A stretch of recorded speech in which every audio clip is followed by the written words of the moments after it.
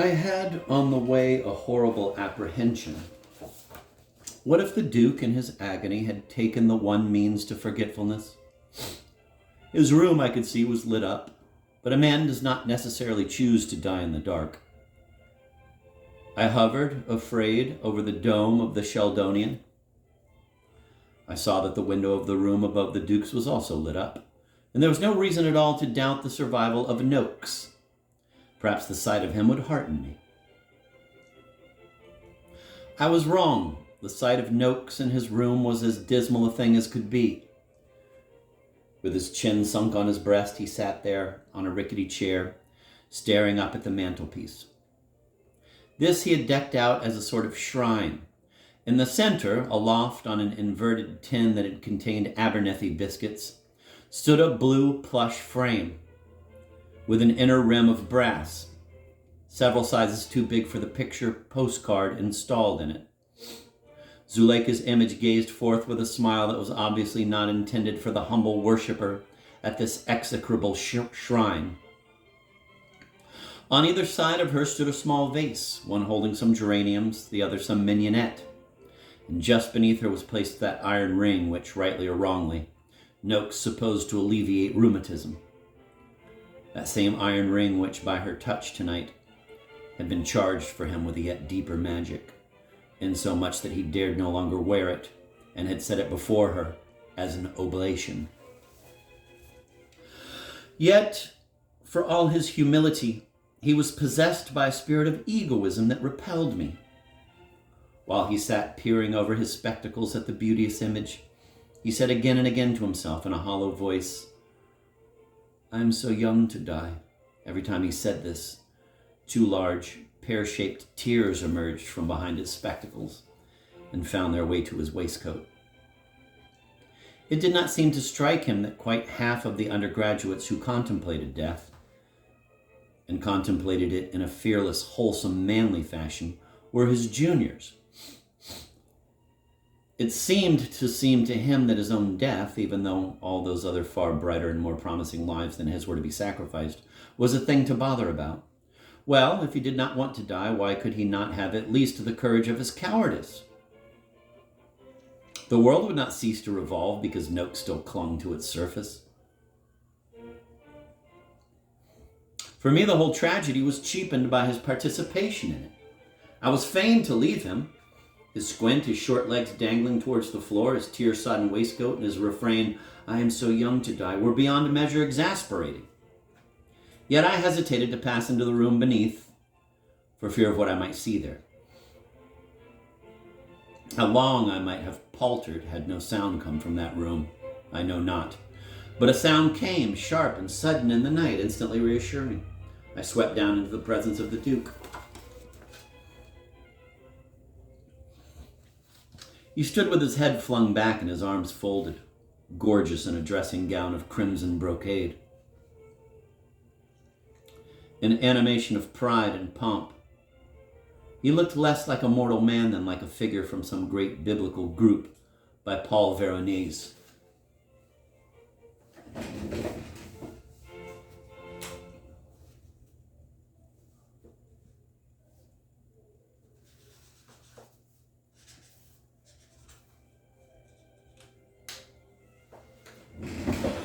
And this was he whom I had presumed to pity.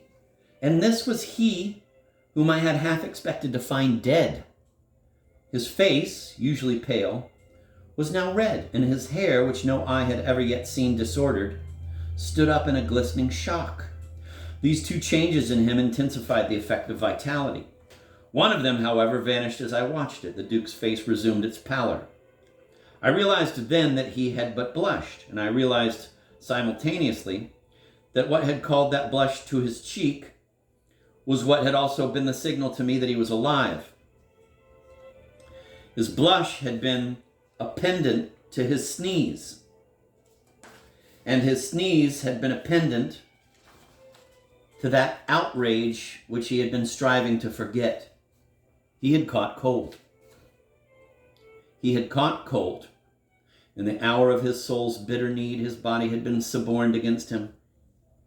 Base! Had he not stripped his body of its wet vesture? Had he not vigorously dried his hair and robed himself in crimson and struck in solitude such attitudes as were most congruous with his high spirit and high rank? He had set himself to crush remembrance of that by which through his body his soul had been assailed. And well had he known that in this conflict a giant demon was his antagonist, but that his own body would play traitor. No, this he had not foreseen. This was too base a thing to be foreseen. He stood quite still, a figure orgulous and splendid. And it seemed as though the hot night, too, stood still to watch him in awe through the open lattices of his window, breathlessly. But to me, quick to see beneath the surface, he was piteous. Piteous in ratio to the pretension of his aspect. Had he crouched down and sobbed, I should have been as much relieved as he. But he stood seniorial and aquiline, painless by comparison with this conflict in him, seemed the conflict that had raged in him yesternight. Then it had been his dandyhood against his passion for Zuleika. What mattered the issue? Whichever won, the victory was sweet. And of this he had all the while been subconscious, gallantly though he fought for his pride of dandyhood. Tonight, in the battle between pride and memory, he knew from the outset that pride's was but a forlorn hope, and that memory would be barbarous in her triumph. Not winning to oblivion, he must hate with a fathomless hatred. Of all the emotions, hatred is the most excruciating. Of all the objects of hatred, a woman once loved is the most hateful. Of all deaths, the bitterest that can befall a man is that he lay down his life to flatter the woman he deems vilest of her sex.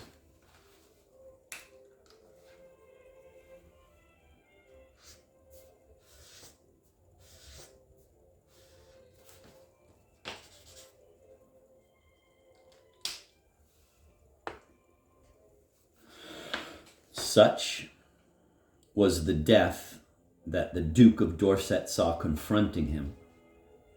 Most men, when they are at war with the past, have the future as ally. Looking steadfastly forward, they can forget. The Duke's future was openly in league with his past. For him, prospect was memory. All that there was for him of future was the death of which his honor was pledged. To envisage that was to... No, he would not envisage it. With a passionate effort, he hypnotized himself to think of nothing at all. His brain, into which, by the power of Zeus gave me, I was gazing, became a perfect vacuum, insulated by the will. It was the kind of experiment which scientists call, quote, beautiful, end of quote. And yes, beautiful it was. But not in the eyes of nature. She abhors a vacuum. Seeing the enormous odds against which the Duke was fighting, she might well have stood aside.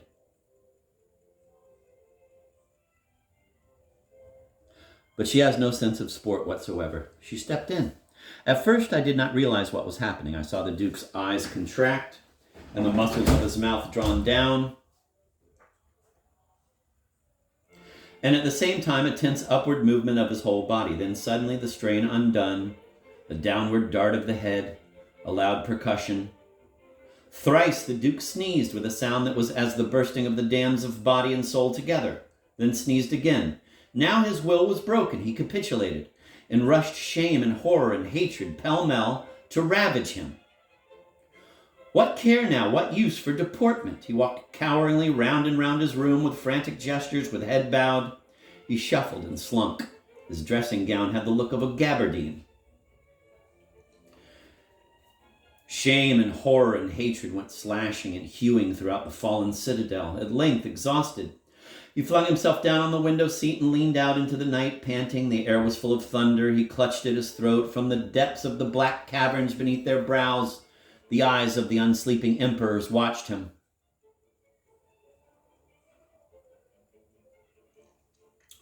He had gone through much in the day that was past. He had loved and lost. He had striven to recapture and had failed. In a strange resolve, he had found serenity and joy. He had been at the point of death and had been saved. He had seen that his beloved was worthless, and he had not cared. He had fought for her and conquered, and had pled with her, and All these memories were loathsome by reason of that final thing which had all the while lain in wait for him. He looked back and saw himself as he had been at a score of crucial moments in the day, always in the shadow of that final thing.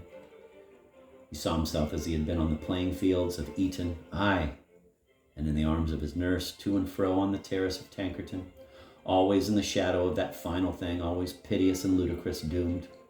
Thank heaven the future was unknowable. It wasn't now.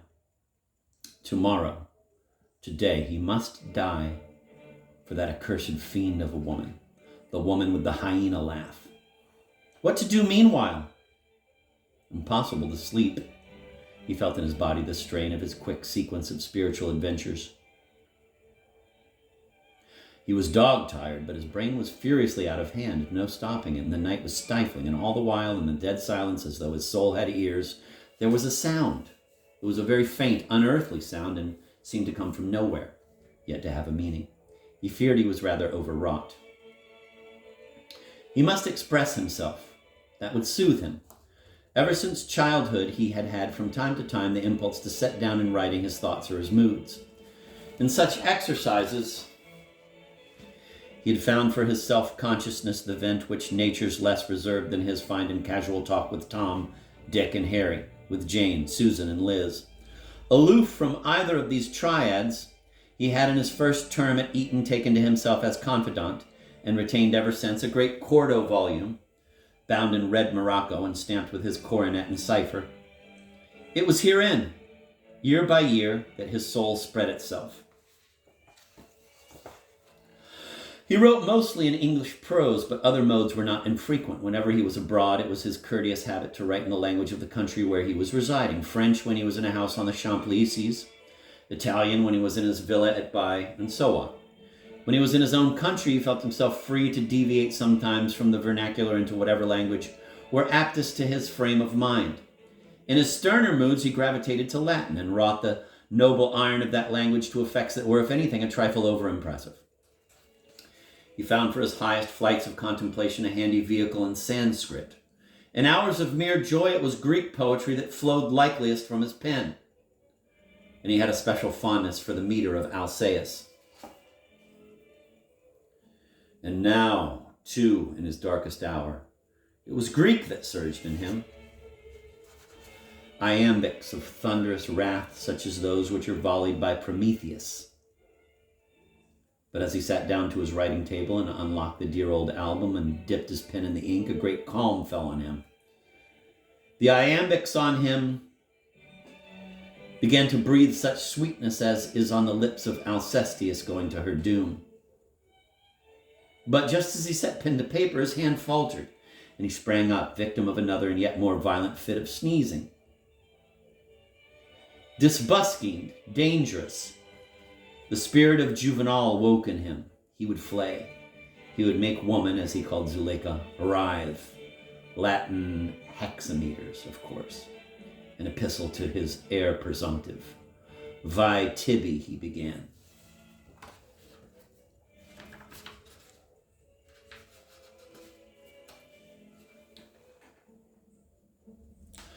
Vi tibi, vi misero, nisi circumspexeris arts.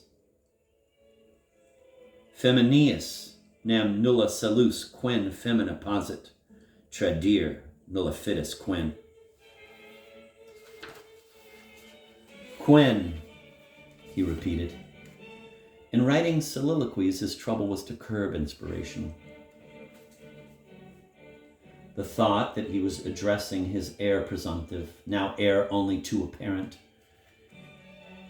gave him pause. Nor, he reflected, was he addressing this brute only, but a huge posthumous audience. These hexameters would be sure to appear in the authorized biography. Quote, a melancholy interest attaches to the following lines, written, it would seem, on the very eve of, end of quote. He winced. Was it really possible? And no dream that he was to die tomorrow, today? Even you, unassuming reader, go about with a vague notion that in your case somehow the ultimate demand of nature will be waived. The Duke, until he conceived his sudden desire to die, had deemed himself certainly exempt. And now, as he sat staring at his window, he saw in the paling of the night the presage of the dawn of his own last day. Sometimes, orphaned though he was in early childhood, he had even found it hard to believe that there was no exemption for those to whom he stood in any personal relation. He remembered how, soon after he went to Eton, he had received almost with incredulity, the news of the death of his godfather, Lord Stackley, an octogenarian. He took from the table his album, knowing that on one of the earliest pages was inscribed his boyish sense of that bereavement. Yes, here the passage was, written in a large round hand.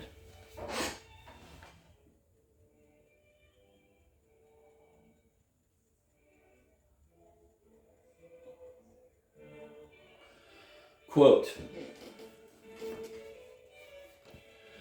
"Death knocks, as we know, at the door of the cottage and of the castle.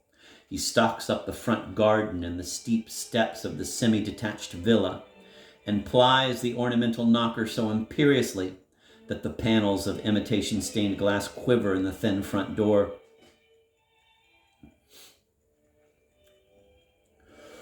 Even the family that occupies the topmost story of a building without a lift is on his ghastly visiting list.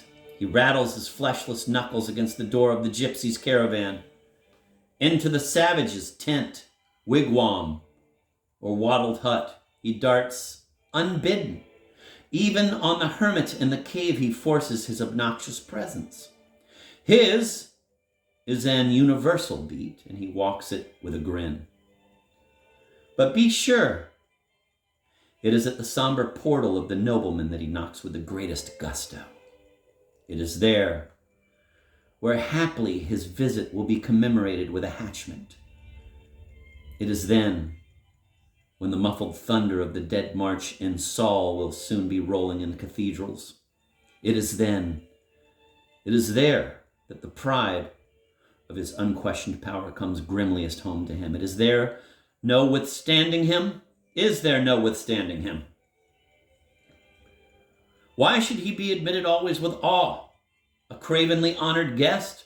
When next he calls, let the butler send him about his business, or tell him to step around to the servants' entrance. Tell him step round to the servants' entrance. If it be made plain to him that his visits are an impertinence, he will soon be disemboldened. Once the aristocracy make a stand against him, there need be no more trouble about the exorbitant duties named after him.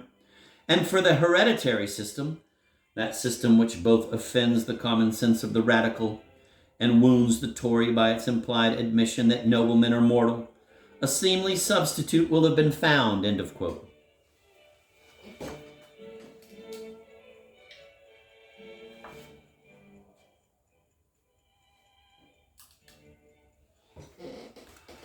Artless and crude in expression, very boyish, it seemed now to its author. Yet in its simple wistfulness, it had quality. It rang true.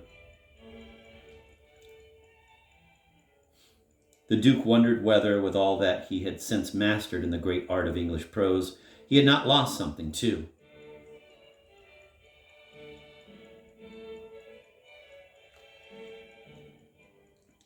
Is there no withstanding him? To think that the boy who uttered that cry and gave back so brave an answer was within 9 years to go seek death of his own accord.